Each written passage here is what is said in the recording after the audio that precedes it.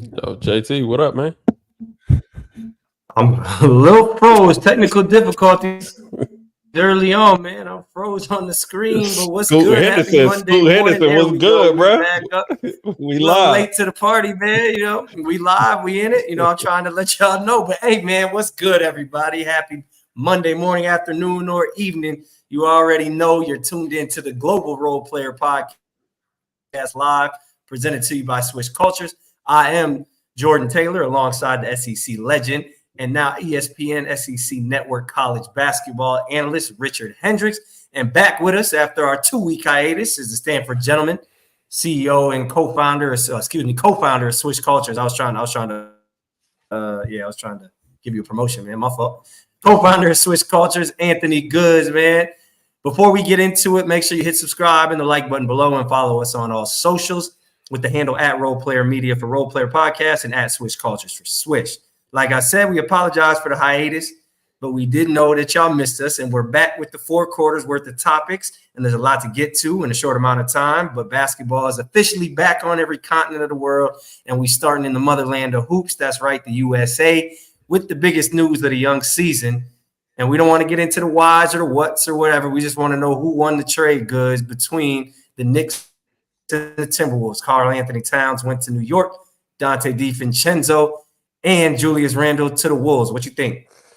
Man, I think the Knicks won, man. At the end of the day, I think adding the stretch 5 and in Cat, surrounded by a lot of the other talent that they already have there. I think they definitely needed somebody, at the 5 position to kind of make up for some of the production Hartenstein was given.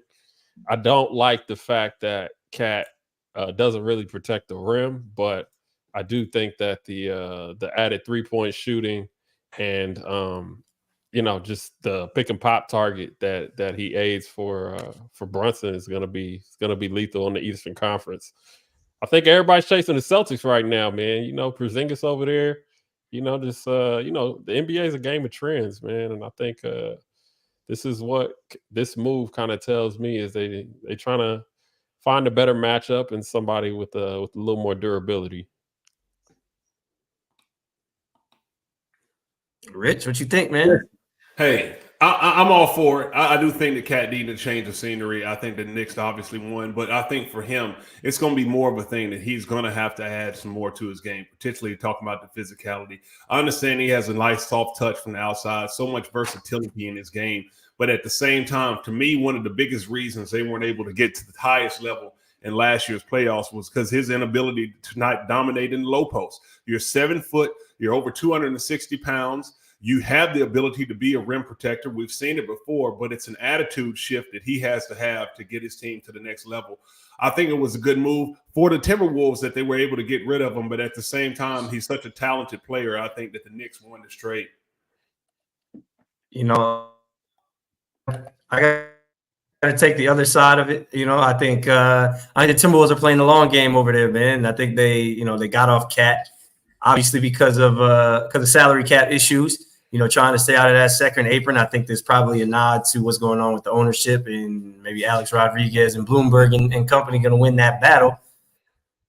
But I don't see this. Although I do, I don't know that the Knicks need Cat to protect the rim. Hopefully Mitchell Robinson's healthy and Precious Achiuwa. But I think the Wolves getting the shooting they need and DiVincenzo adding Rob Dillingham already, which I know wasn't part of the trade. And then I think we'll see what they do with Julius Randle. I think you could flip that into more pieces. He's on this is last year of his contract, I believe. So, I think the Wolves, I don't know that they was going to get over the hump with Cat as their second guy. So I honestly think the Wolves, maybe not this year, but I think in the long run, I think the Wolves will win that trade. And I think Tim Connolly earning that $40 million that they gave him, that 5-year, $40 million player contract they gave him. But how do you think Randall's skill set fits with the Timberwolves roster? I don't think he's not a fit. He's not a fit for what the T-Wolves. He's not a direct fit for what the T-Wolves got going on right now. But that being said, I don't think it's a this year trade for the Timberwolves, man. I don't think Julius Randle is going to be a Timberwolves long. And I think he still could add value, right? Like if he goes in there and plays the right way and goes in there to win, and isn't trying to outscore Anthony Edwards every night, I still think he could fit with that roster. But I think, again, the Timberwolves are playing the long game a little bit. Do you think it was a chemistry issue, or you just only think it was about clearing up some stuff with Cat on that team? No, I think it was clearing stuff up. I don't think that group before they went over there's an ownership battle going on, right, where Glenn Taylor has never wanted to spend money, and now obviously he's trying to renege on the deal. And I think keeping Cat around and going over the luxury and handicapping the team a little bit to have a winner benefits him, because if he can resell the team, then he's obviously winning. However, I think that, like I said, it's probably a nod that A-Rod and them are going to get this done. The fact that they're trying to stay under the cap and not necessarily I don't think it's a winning move for this year, but I think, again, it's a long-term move. Right. Mm-hmm. Definitely a good move. I think, listen, a lot of teams are winning in this situation. I mean, this is how a trade should be. It should be beneficial to both sides for sure. 100%, man. But moving on, that's what we got. They said the Knicks, I said the Wolves. Another Timberwolf was in the news this week. It was Rudy Gobert, man. He thinks that he's well deserving of all the Defensive Player of the Year awards that he got, and he wants to know who else would have won DPOY if not him all these times. So, Rich, what you think, man? Is Rudy the defender that he thinks he is, and that the media has voted him to be, or are there more deserving candidates? No, I mean, listen, I think when it comes to Defensive Player of the Year, there's always people that you look at, particularly when it comes to statistics. But for me, I don't know if it's always should be a big man award. When you talk about defense, being able to play on-ball defense plays a big role in how good a team is. I would have looked at someone like a Drew Holiday. I know you want to give it to a guy that can block shots, but when you talk about setting the tone for teams, it's not just always a big man award. But I think he's been winning by default because in a league where people are not having as many bigs, he might be the best one on the defensive end. But I don't know if it makes all the difference that people think. Yeah, I mean, I think, man, I can't say that he didn't deserve it, in those years in particular. I would like to see more multi-positional defenders, get the award. Because, I mean, if we just go off of Bears statistics in regards to, blocking shots and let's say like rebounds and certain defensive ratings, I think it's always going to lean towards big men. But I mean, when you look at kind of like what Rich said, when you look at like what a Drew Holiday is doing, or even an Alex Caruso or, McDaniels, that like, I think their job on a night in, night out basis is a lot harder than I would say like a big. So I would like to see them, kind of spread it out a little bit and get some guards that nod, or just I mean, or just give it to, we just make two different awards, you know what I'm saying? Right. For perimeters and bigs, perimeters. Not give it out. I mean, or not give it out at all. I know you want to give it to someone, but when you start looking at Rudy Gobert and you want to say that he's a 3-time, 4-time Defensive Player of the Year, now you're talking about he is a generational, all-time unicorn talent. And I don't think he's that. I think in an age where you don't have bigs that he plays against in the post, I don't think that he has the type of opposition. And when he does play against really good bigs, and there's only a couple of them, Embiid, Jokic, I don't think that he wins the matchup. So when you go back in other generations and you look at defensive players like a Dikembe Mutombo or Ben Wallace and Dennis Rodman, I don't know if he has the impact as those other guys do when they're just one of one in generational talents. I think if you really got to look at with the game going to more guard-oriented game, more transitional game, how is the big still winning the Defensive Player of the Year when he can't switch out on guards? When they go out on guards and they switch on pick and rolls, they go to work with him and they move him around and chop him up like it's nothing. A Defensive Player of the Year can't just be the leading shot blocker in the league. And like I said, when you talk about guys who have had this award, Dennis Rodman, Ben Wallace, I mean, those type of guys were spectacular and special. I don't know if I see the same type of special ability from Rudy Gobert. Well, that being said, though, like I agree with you. Actually, I think guards got it because the point of attack is more is more important than ever. Yeah, I do. Yeah, for the first time ever in existence, I agree with you. But nah, it's nah. I think like it does have to be more about the point of attack. However, Rudy's teams consistently are at the top of the league in defensive ranking. So there's got to be some type of correlation there. There's got to be some type of correlation there that matters, right? Like what, you know what I mean? Like it's you can't switch. But I think the Jazz and the Timberwolves, the past however many years, have been in the top at least 5 in defensive rating in the NBA. We'll have to get Jamal to check on that, but there's no correlation there. No, I mean, I think there is correlation. I mean, nobody's saying he's a bad defender. I think he definitely has gravity on the defensive end, but I don't know, man. I think when we look at the job of defending, you know, as it is, I think I think it's possible that, you know, we got to start spreading that thing out, man. Because I mean, at the end of the day, Rudy gets played off the floor at times. You know what I mean? And I don't think that a lot of these top tier wings and guards get played off the floor like that. So all right, so who would have won it then? Like who we saying should have won it them other years? For me, I would have given a nod to Drew Holiday. You talk about a top team. He's been a defensive stopper on 2 championship teams, 2 different championship teams. And he's really clearly been the piece that's been able to come in that can definitely set the tone. I just look at the game has changed. You talked about the defensive numbers. This is not a time period where we're talking about the 04 Pistons anchored by Ben Wallace and the team go out there and holds a team to under 70 points in the NBA Finals. This is not what's happening. So teams are still scoring. They're just not scoring as much as other teams in a league that no one's playing defense anymore.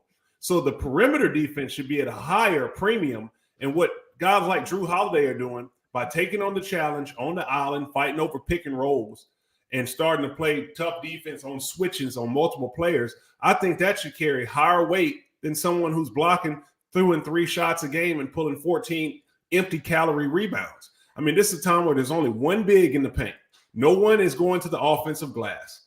You see guards like Russell Westbrook averaging 10, 11, 12 boards a game. This is not the same era where you can compare times where other players had to box out and really do things. So I don't really buy into it. Phenomenal player. I do give him his credit, but I don't think the awards that he's received, I think it should be spread out a little bit more to other more impactful players in the style of play that's played in today's NBA. That's fair enough. Fair enough. I don't agree that they don't play defense in the NBA. I do think that is one of the. I think the defense is different. The rules are obviously different, but they play defense now. They play defense in the NBA. I don't necessarily agree with that assessment. But compared to 20 years ago, we got it. Yeah, I would say yeah. Like, what do you mean that? Like, because you're saying to say they don't play defense means that there's no effort. Like, it's easier to score. No. It is easier to score because it's been legislated to be easier to score. No, I'm just saying if there's a standpoint of comparing the numbers and saying this is a top-rated team, I'm just saying there's got to be some type of correlation to the offense and the defense. So if a team is shooting a lot of shots, yeah, there's a lot more possessions. But if I want to look at a real defensive team, you're going to play a complementary style of basketball that's really going to slow down and reduce the play. I don't know if that's what's happening. So, yeah, I'm not saying they're not giving the effort. But if we're going to talk about the numbers, how can the numbers be compared to a time before where people were definitely doing far more? Yeah, of course, the numbers are going to look differently, but I don't think you have to slow your game down to be considered you're playing defense. Like the game, you don't have to. I can't get with that. That in order to be able to play defense, you have to slow the game down and play a certain style. But we'll have to put a pin in that, man. We'll come back to it for next week. I know people have been missing our back and forth for 2 weeks, but you know we gotta get to the overseas topics, and we're gonna start. We're gonna start in the Euroleague with our resident expert, Anthony Goods. Man, tell us, man, what was the biggest Euroleague win of the week? Man, biggest Euroleague win of the week, man. You know, honestly, the game I paid most attention to this past week was the Fenerbahce game. I felt like Fenner coming out against Olympiacos. I think that Olympiacos was thought to be one of the better teams in the league, had the better off seasons with a bunch of signings, bringing Vezenkov back, Evan Fournier, a bunch of talent there. But I mean, when you look at what Wade Baldwin and these guys were able to do to a talented team like Olympiacos, who usually has a better chemistry than they displayed. I think they were the most impressive, winners. Koje su promijenile puno igrača. I think they were the most impressive winners of that round. But Fenner's deep, man. Even though they lost Scotty Wilbekin to injury towards ACL, I think they still got a lot of weapons. I mean, you got Boban Marjanovic. I think he had 8 points in 10 minutes or 10 points in 8 minutes, something like that. Very impactful. Man, very impactful, a big target. You still got Nigel Hayes-Davis, who just scored there. I mean, they got a lot of weapons, man. They are deep, deep, deep. And they're going to replace Scotty Wilbekin with another high-level player. So, prayers out to Scotty and his recovery. We all know what kind of player he is, but I think with Wade Baldwin over there, and we're going to talk about him a little later in the show, but I think with Wade Baldwin at Fenner, man, the Euroleague got to be on alert, man. Fenner came to play this year. Yeah, replacing Nick with Wade is an interesting replacement, but probably a good one, man. That's a very two different styles, obviously. I guess I was more paying attention to one, Evan Fournier's debut, only 5 points. Is that cause for concern if you're Olympiacos? And then two, let's start there. Is that cause for concern? His 5 points in 22 minutes, or he's just getting his feet wet? Well, it's going to take some time to make the adjustment, but it is a little bit alarming. I think from a standpoint of 5 points, 0 rebounds, 1 assist, 2 turnovers, and 4 fouls. I mean, he had a 0 efficiency ranking in 22 minutes. So it really shows that he's not in the rhythm, but it does take time. I mean, this is a guy who's played a long time in the NBA, even though he definitely knows how to play in the FIBA, style of ball when he's playing with his national team. It takes a while on a talented team to kind of get gelled in there and find your role and find your rhythm. I hate to see it for him. I don't say it's alarming long term, but he's definitely going to have to make the adjustment. I wonder if the pressure is going to be on him, because I know as an American how that would feel when you come in with a big contract. They have high expectations, and if you don't give it to them immediately, you're going to definitely feel the heat. So I wonder what the situation is going to be like in Olympiacos for a guy who's coming in with such a big-time resume, a big contract, and he's only giving you a performance like that. So I wonder how long it's going to be if he has to turn it up before the pressure gets hot. Man, I think we need to relax. I mean, it's the first game. He's on the road. I think it was it's tough, man, to come back. You've been playing NBA basketball for I don't know how long, and then you have to come back and play and jump into a EuroLeague game on the road in Istanbul against a team that has some level of chemistry. And then, I mean, we have to look at Olympiacos and, Barzokas' offense over there. I mean, they are a movement offense, and I'm sure it takes a lot of their offense is just built off reads, and I don't think that you could just hop into that offense and be successful like that. So I think it's going to take him some time, even though he's been there for a while in regards to the preseason. But I mean, I just think it's early, man. Everybody has a 5-point game, in the course of the season. So I don't think it's time to hit the panic button. I think he's going to adjust fine.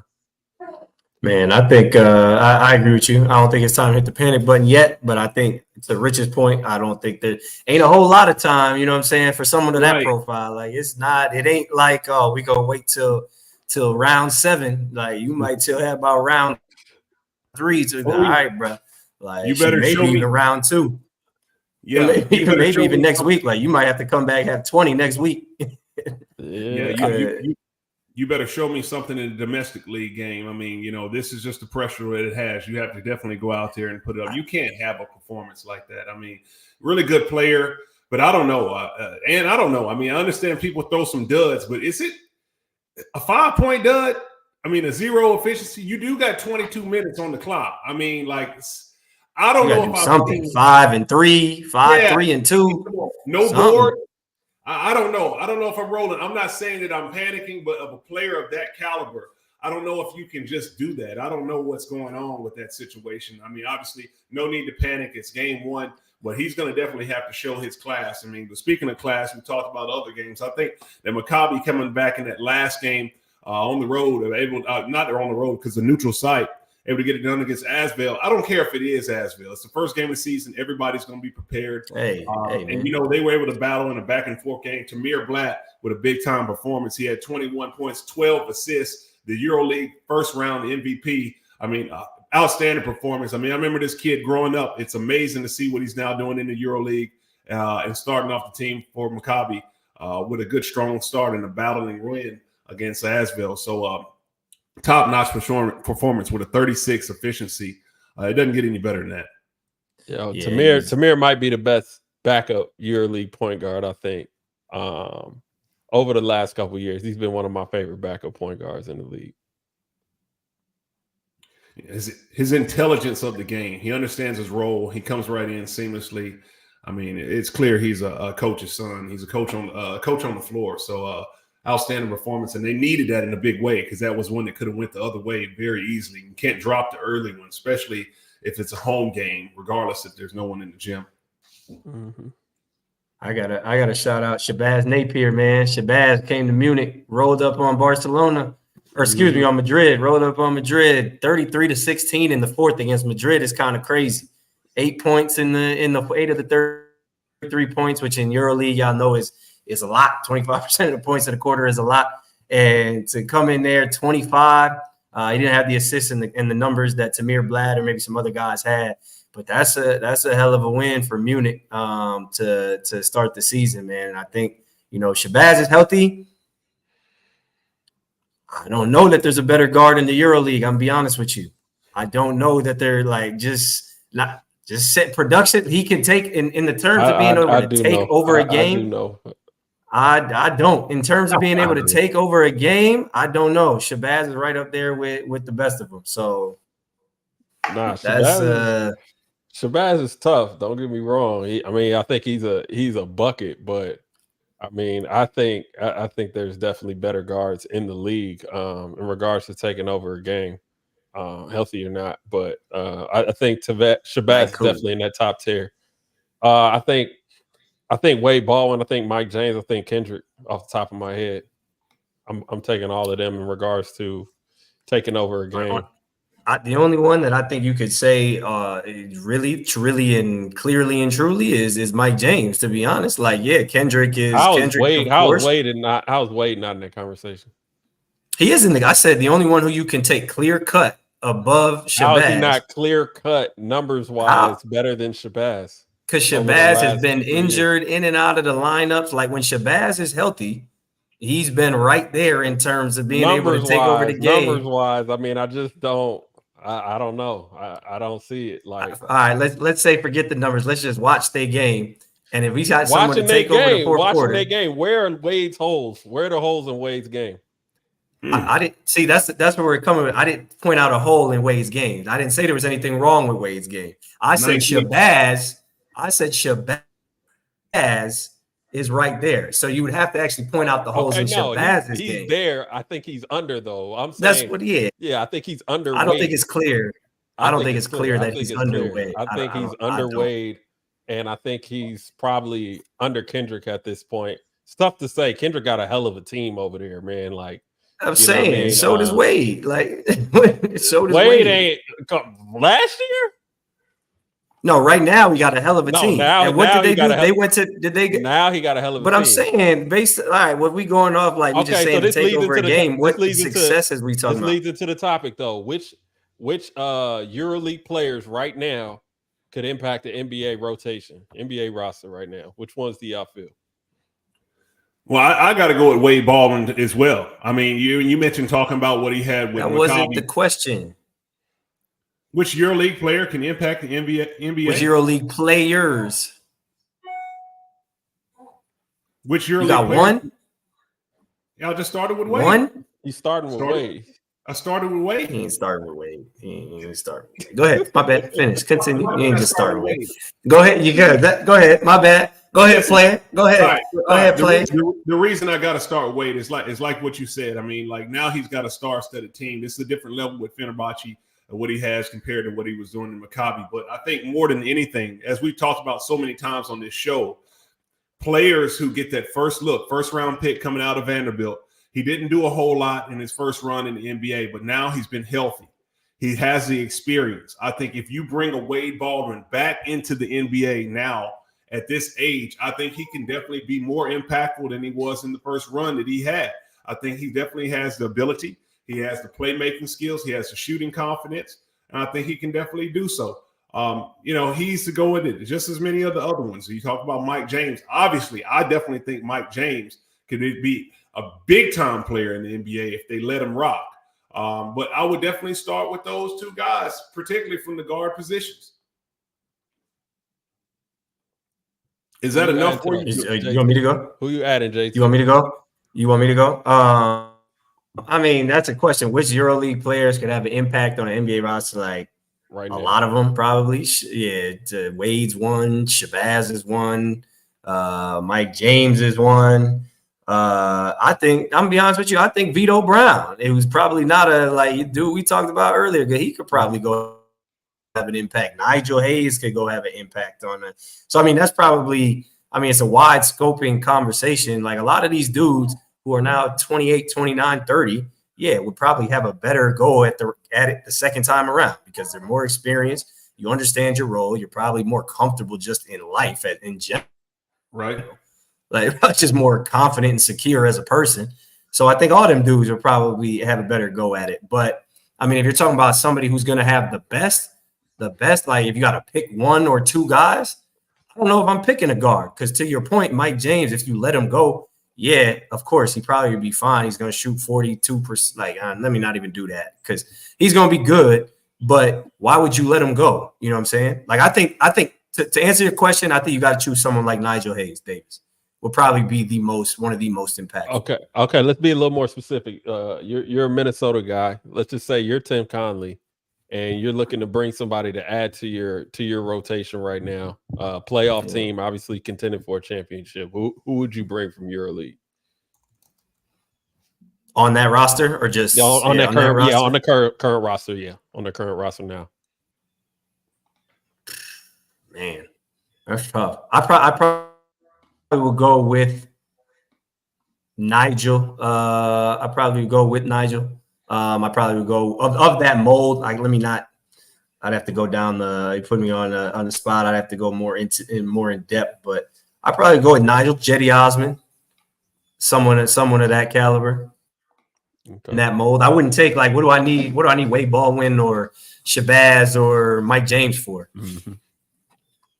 No, as good as they are, no disrespect, they're amazing. What's your reasoning, Jordan, from taking that position? Is it because of the versatility in the NBA that these guys can now do some switching? Is that what are you just trying to go what your angle is? Yeah, if you take it's probably the switching 6'9", 6'8", being able to guard multiple positions, rebound, do a lot of different things. I'm not a fan of a guy that is just going to come in and shoot. Both those guys can shoot the ball. They're probably not shooters. They're not knockdown shooters, but they can make shots consistently, and they're going to give you everything else you need as a basketball player. Like, again, Mike James, if you're going to come in, if I could take Mike James or Rob Dillingham right now, who's a better player, probably Mike James. He's older, but are you really taking Mike James over Rob Dillingham if you're an NBA GM?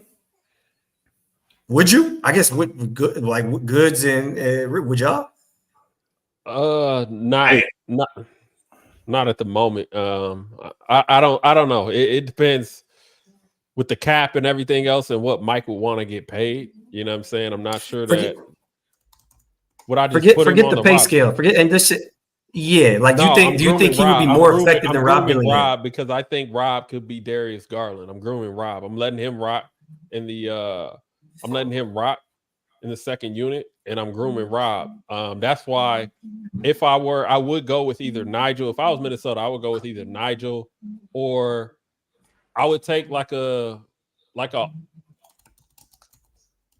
I'll probably take like a wing or somebody else in the second unit that can like put up some points. Like I wouldn't even be mad at like a Siobhan Shields, honestly. You know what I'm saying? Somebody with some size. I know Siobhan's not gonna be out there defending like that, but I think Siobhan Steele, I put him in the second unit. Little vet, you know what I'm saying? Play on and off the ball. I forget the grooming. Forget the grooming though. Do you think that if we enter an NBA playoff scenario or a big NBA regular season game, do you think Mike James would be better than Rob Dillingham, like over the course of one season? Yeah. Yes. Yeah. Yes. And I mean, just the age and maturity and the strength alone is going to make a big difference. I mean, Dillingham is, he's got a pretty small size to him. He's shifty. He definitely can shoot. He's confident. But if we're just talking about on the 1-for-1, the experience and that size and strength of Mike James, he's going to be able to exploit that. I mean, James can do so many things. He can even post a man up. And he's not a weak guard. He's explosive. He's still not, has everything in the tank that he always had when he was younger. I mean, so the experience, I definitely think he's better in the pick and roll and better in isolation. He's probably better in every aspect except for potential at this point because of what Dillingham can be at 19, 20 years old. But I'm definitely going to roll with the old guys. Fair enough. We know you is. I would agree though. I would agree. But I guess that just goes back to the question. Like if we talking about who's going to make the biggest impact, I still don't know that I would take, say who's a young wing. I guess this is a bad example. In Minnesota, they had Josh Minot, right? Like, or even a young wing. I can't. Minnesota doesn't really have a young wing right now. But I think I would still take Jetty or Nigel to fill over a young wing for a season before I took a EuroLeague guard over the young guard. Yeah. Like I would trust Rob Dillingham more so and want Rob Dillingham to cook over Mike James rather than a young wing over, if that I'm saying, you know what I mean? You get what I'm saying? Yeah. No, I feel Nigel's the most versatile piece, veteran. I think he checks the most boxes for that roster. Yeah. Well, hey, man, real quick, let's jump into halftime. A little bit behind schedule. We're going to speed it up. We're going to get right back to an original topic for us, man. Rich, you know what it is. You were super excited yesterday. LeBron and Bronny made history, took the floor together for the first time. What you think, Rich? Was you beaming with pride and joy? Oh, listen, as a father. Or was you hating? There's going to be a father. Look at him, son. As a father, that's how you should have started off, Jordan. Yeah. As a father. Yeah, right.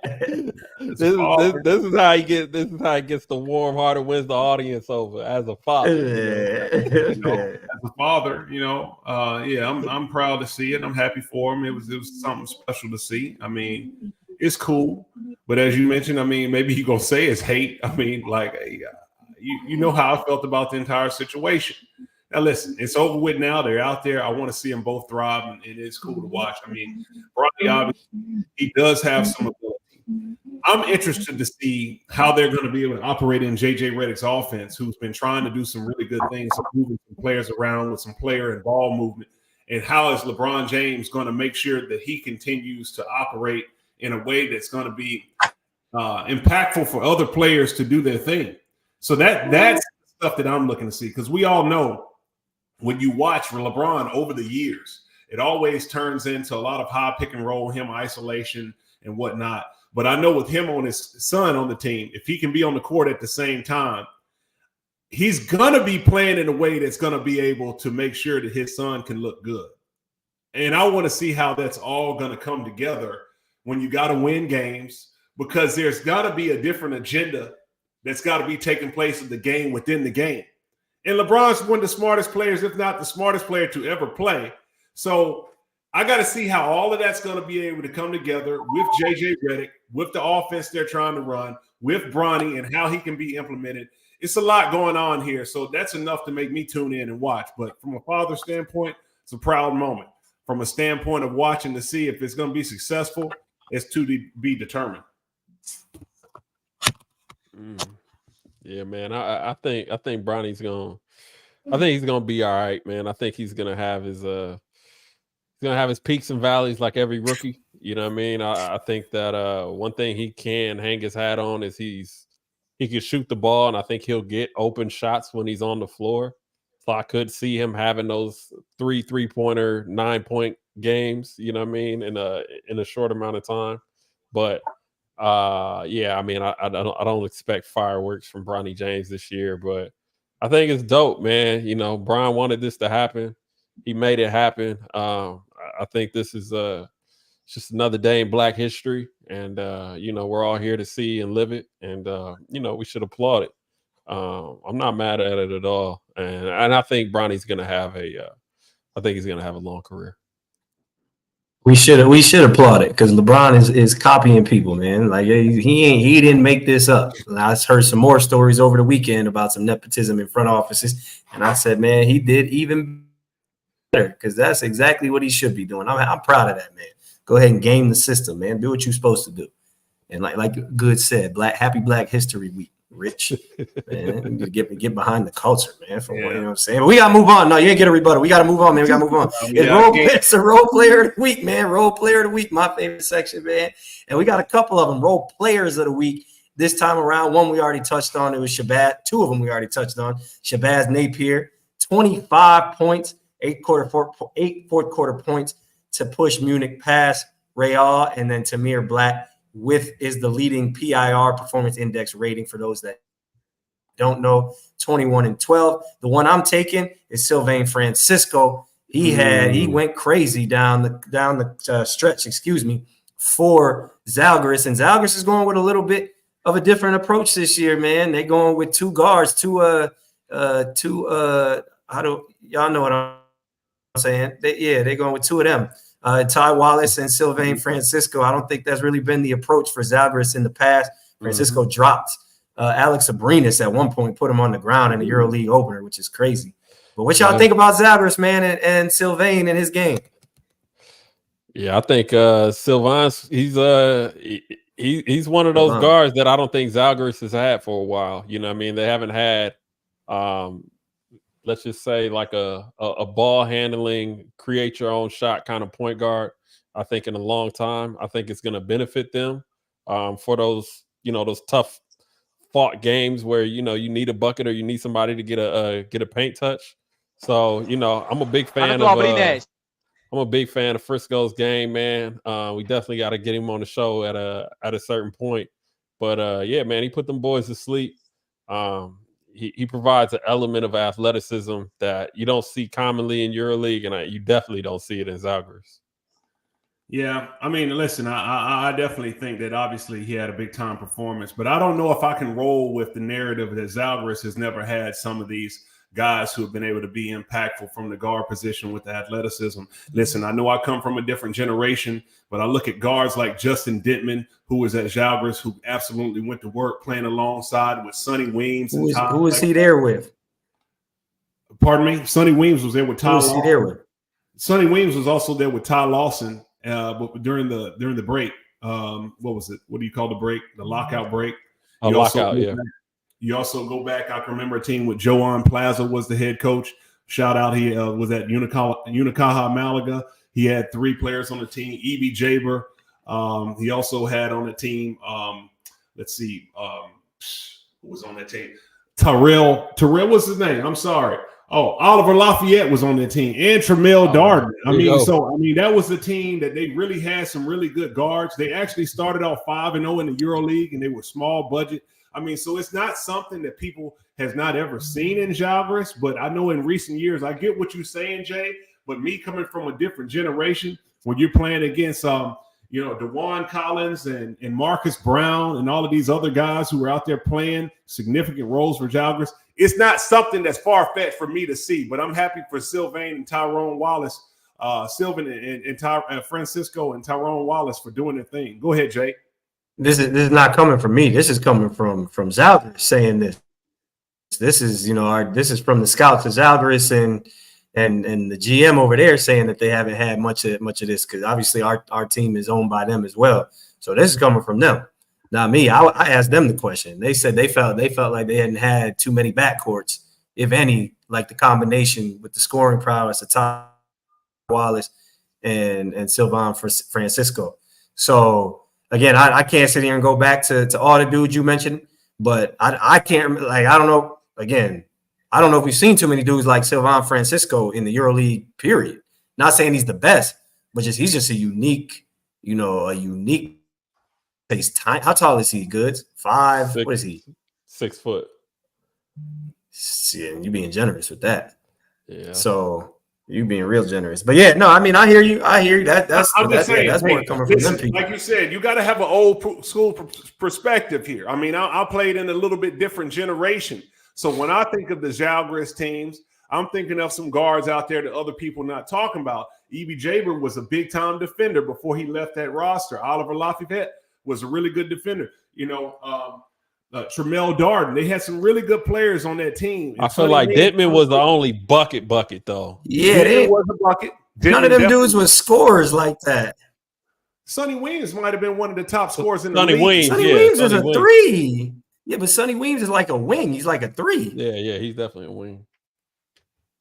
I'm talking about those two, Ty Wallace and Sylvan Francisco, both might go for 30 on you at the same time, like in the same night. Yeah. Like, I can't remember. Again, them dudes that you naming, I don't remember them going. Oliver Lafayette, I'm familiar with. E.B. Jaber, I don't remember. I don't really know who that is. I'm not gonna lie. Come on, Jay. I know. I'm ashamed because I like to think that I'm a basketball historian myself. But yeah, he clearly not. He don't ring the bell. Nah, Rich. Nah, that ain't how it works, Rich. That ain't disappointment in his voice. that ain't how it works. Rich gonna name obscure basketball players from Athens, Alabama, talking about you. Know what I'm saying he'll do you like that. But nah, like I said, I just don't see those guys as score first, really not playing defense like that type. And I shouldn't say they're not playing defense, but they're not known for defending at all. Right. I feel what you're saying. Those dudes will fill it up quick. Yeah. I mean, it's definitely a different look. I mean, the guy's off to a great start. For me, I want to see how long can you sustain it. I mean, it's a long EuroLeague season. Things start to happen. Things start to settle down. You start off with a hot start like that. I will say this. Typically for a Žalgiris, and when they do have a guard who can rock out, they usually allow you to do it for the entire season. So this might not be something that goes away between these two guards. A big-time combo, backcourt combo. We might be seeing this from weeks to come. I won't be surprised to see a few more MVPs. I'd agree with that. Man. But let's get into Coach's Corner. Talk to us, Goods. Man, I got a hot take for y'all. I don't know if y'all ready for this. I don't know if y'all gonna chop my head off for it, but my hot take, and I kind of want to bring this to the table for Coach's Corner, is I believe, looking at Fenerbahce's roster, knowing what Cyrus is capable of, I believe Wade Baldwin's going to lead the league in assists this year, and not just because of his talent, but also because of Cyrus and the way that he can, draw plays. And I think he finally has. I'm not going to say he finally has, but he has another roster of players that I believe can get it done. Hopefully Jamal can pull up the highlights from last week, but these are some of Wade's assist highlights from the previous week. But one of the things that I think about, and Rich, you can chime in on this, is like having Boban on the floor. I think is going to open up everything. No, not yet. Okay, we're gonna work our way down. You know what I'm saying? That's smart. Yeah, that's good leadership. Good leadership.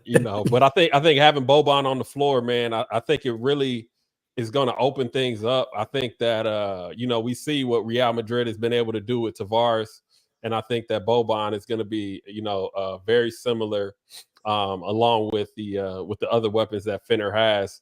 But because of this, I think also Wade Baldwin being that dynamic playmaker that he is, I think it's going to cause a lot of problems. And this is one of the plays I really liked here, where we have Nigel, setting the guard-to-guard screen, punishing the switch, and then Wade comes back and finds him easily. But I just think Fener can hurt you in so many ways. And don't forget, we got Bonzi Colson in the corner. But just going back through this tape, looking at some of the sets that they ran and how they were able to punish Olympiacos, I really don't see how Wade doesn't lead the league in assists, because he's always up there. He's close. He's always in the top 5, 6 in the assists the last few years. I think this year he probably takes the crown. Yeah, I mean, listen, I definitely agree with what you're saying from a standpoint of having the overall environment to allow you to flourish.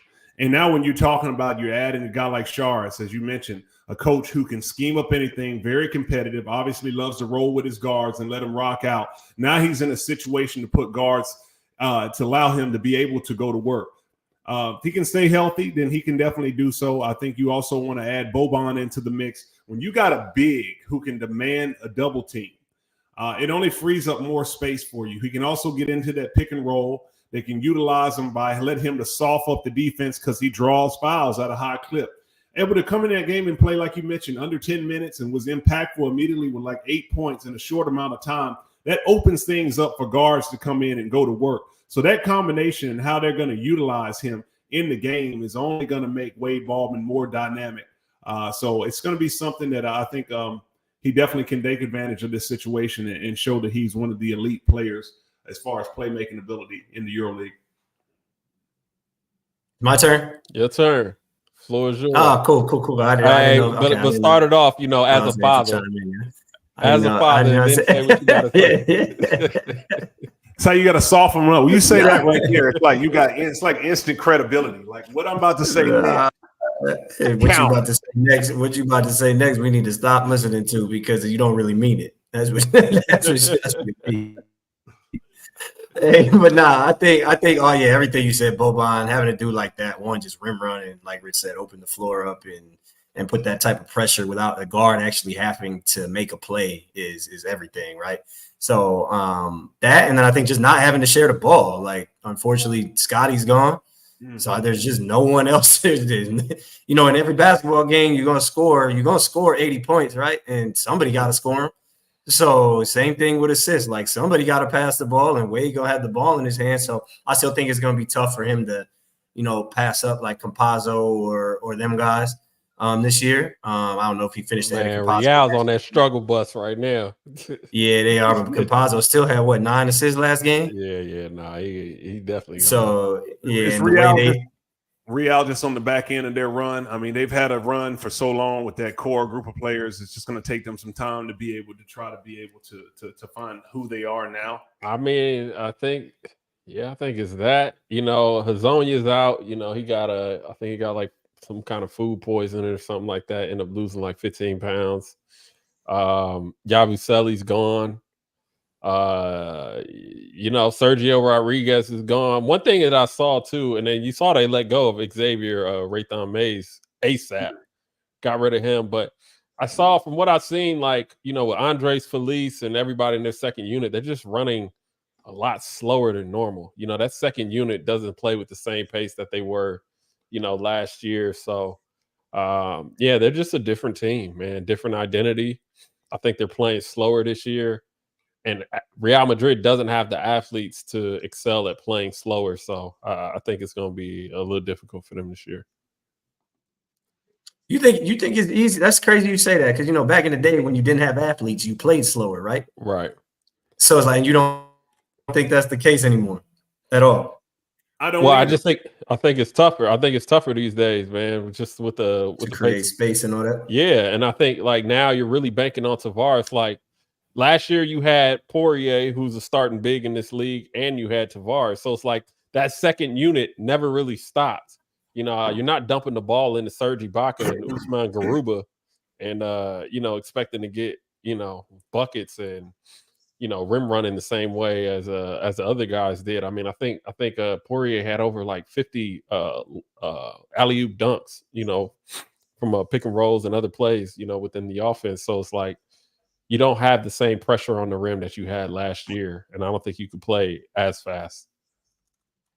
Yeah, I do agree with you. I think it's for another reason, Jay. I think, the basketball IQ overall is just so low that nowadays that players have to make sure that they're playing at a high pace of speed and have a lot of spacing to be effective. If you don't have that type of spacing and you have to slow it down, you don't have 5 players on the court who are able to pass the ball around and find the open look. Everybody's so used to having one ball dominant, high usage point guard who quarterbacks the situation and creates for everybody else at a high rate of speed to get them high looks. And the way that the game is going, if you can't throw it in the post, if you can't throw it in the high post, if you can't play running off of multiple screens or play in a box and make a move in the pocket off of one jab and a dribble and pull up with a jumper in the mid-range, then you have to be able to play at a faster speed to be impactful. The slow down game might be over for this group of players who now play the game. They don't have the same skill set. But do you think that's true of Madrid? Madrid has the high IQ guys, right? Like they have the guys. I would argue more so like, do they have like, obviously you're not throwing it in the post to anybody. But then to me, it's like, all right, we give Campazzo all this credit for good reason. He's a great player. But if that's the credit we giving him, he's supposed to be that guy that can play at a high rate, high usage and should be able to create for everybody else. No, even if you slow it down, isn't that what he's supposed to do? Yeah. I mean, I don't think it's gonna come down to that, man. I think that they just need everybody healthy. I think Hezonja is a big piece of that team. I thought he was last year. He's one of the most efficient players in Euroleague. And I think having him out, with his ability to not only rebound the ball but just stretch the floor and cut off the ball, I think he's huge. He's big for Campazzo. So right now, when you look at it, okay, you got Tavares out there, you got Musa, you got Campazzo, but like I look at that second unit, I don't like their second unit, and I think that's what's going to hurt Real Madrid. I mean, it hurt them. 2 years ago, 3 years ago was the year where they still ended up going to the Final Four, but they just didn't have the guards to make plays, and they ended up. I think it was Nigel. Nigel was the one kind of carrying them late. Yeah, but they just couldn't touch the paint. When Campazzo was in Denver, they couldn't touch the paint outside of when Nigel was playing, for sure. Right. So, and Felice is supposed to be that guy, but I don't know that he is. He's a defender. We'll see. Yeah, I mean, we'll see. We'll see. But that's interesting. We'll touch on that another time, man, and bring us home, Goods, man. Bring us home. You know what time it is. Yeah, it's paycheck, rain check. Somebody's paycheck is taking a rain check. And today, man, it's an interesting story, man. Dwayne Washington Jr., he left Partizan as a result of the Karl Anthony Towns trade. He's currently in training camp with Charlotte Hornets. He played yesterday? He made an appearance in the game. Actually missed all 3 free throws at the end of the game, and they ended up dropping that game. But from what I heard, though, he got a weird situation. I think he's going back to Partizan. I'm not sure what his deal is, but I hope he's able to stay in Charlotte. I'm not sure how long he's going to stay. I did have the opportunity to check Dwayne out over in Athens. He had a great game against Panathinaikos over in Athens at that historic Olympic Stadium. I think regardless if he's on Charlotte or if he's at Partizan, I think he's obviously a bona fide shooter. I think he can serve as a secondary ball handler. And I hope it works out for him, man. I think he did that very well. He got to the rim, well, attacking pick and roll and attacking the bigs of Panathinaikos. And I hope he does get this opportunity. I'm always a big fan of guys leaving Europe, getting opportunities in the NBA, and I want them to do well. So more guys get that opportunity. But his situation is a little weird. I don't know the ins and outs of the deal specifically, but I heard he's coming back to Partizan, but I'm not sure. Well, if that's the case and gets a chance to come back to Partizan, that's a win for both of those sides and I don't blame Partizan. More often, if you're going to lose a player to go over at this point in the season, if you got to replace him, might as well replace him with someone who's been familiar with your system to get back into things seamlessly. But 24 years old. I mean, he had a little bit of a run in the NBA. Obviously, he wants to continue to try to see if he can be impactful and have a long career. I understand him going back over to try in the training camp. I wish he would have had something a little bit more guaranteed just from a player standpoint. But then again, with his age, I think he'll definitely come back to Europe and be in a good spot. He's playing for a Hall of Fame coach. Then he'll have an opportunity. If he plays well in Partizan, then he'll have a lot more opportunity to continue to climb up the ladder, may it be in the NBA or in the Euroleague or wherever. So, I mean, I've never seen anything like this, but at the same time, it looks like he's making a good decision if he does have the opportunity to return. I was about to say, I wrote this one in, but his paycheck might be taking this is the best deal of a lifetime. Shoot, it may have to go try out for the NBA, and if not, come right back. It sounds like what it is, right? So, you know, that might have been an oversight by Jamal and I in the production meeting. But you know, shoot, I loved him at Ohio State, Big Ten dude. You know, Indiana probably, you know, wasn't maybe just for whatever reason. We know how the league goes, didn't work out. But I think he's just another one of those guys, like American guys that honestly doesn't get enough credit. You know, when it comes to European basketball, we always harp on. I feel like a lot of times we harp on the American guys that come from the NBA and don't make it work. And I feel like he's one of those guys in the list of, you know, Marcus Howards and that type of guy who would just seamlessly come over. I think he will seamlessly come over and find a way to make an impact. Well, he's so young. You know, I think that's the big reason when you see impactful players. When you're young, you're still hungry. It doesn't matter who you're playing against. You're going to come over and try to bust somebody. I think the challenge for players who've had the NBA experience that do struggle in the Euroleague is the ones that have been spoiled by the environment, and they come over and it's hard to psychologically get adjusted to a different environment and situation. But for a guy like, you know, Dwayne Washington, didn't play a whole lot in his NBA time. Obviously, he's still young. He's not too far removed from college where you have a similar type system and style of what they operate overseas. So he's able to be in the best of both worlds right now where he can play the NBA game, he can play the EuroLeague game, and he's just got to keep the confidence going because the future can look bright for him. I think too the popularity of EuroLeague rising, and you know, pages like Swish Cultures showing the love of the EuroLeague only makes it gives guys that further motivation and drive that you're talking about. Like, oh, I can go to Partizan and go right back. You know what I'm saying? I could go over here, get 10 and 5 or 12 and 3 and go right back. You know what I mean? So, hey, quiet as it's kept, man. Partizan is the springboard back to the NBA, man. That's a pipeline right now. We look at Dante Exum, PJ Dozier. Kaminsky, he's in camp with, I forgot who he's in camp with right now. I wouldn't call that a springboard, but I see what you're saying. Definitely is. You're right. You're 100%. I mean, right. We talk about recent history and like recent being the last 2 years. I mean, there's a lot of guys that have come from the NBA to Partizan and have gone right back. So it'll be interesting to see if Dwayne sticks. And furthermore, springboard, if not to the NBA, to obviously to the top teams in Europe as well. You look at that team that went to that should have gone to the Final Four. Who was on that punters in Barcelona? Lasort won a title. Dante Exum. I think it might be more so a Lebronovich thing. Obradovic, you know, you play for him. Once you get the stamp that you can play for Željko Obradovic, there's not a team in the world that's not going to take you. I mean, it's like you can endure that. If you can understand what it's like, you're going to be a winner, then people are going to say, obviously, the kid knows how to play. Right. Yeah, 100%. That's all we got for you today, man. Right on an hour for y'all. We kept it tight. We kept it clean. We were a little bit late. We apologize after our 2-week hiatus, getting back into it. But make sure that you go subscribe and hit the like button below and follow us on all socials with the handle at Role Player Media and at Swish Cultures. I am Jordan Taylor. That's Richard Hendrix. That's Anthony Goods. And make sure to tune in next week, every Monday, 11 a.m. Eastern. We'll be back 4 quarters of information. We'll holler at y'all.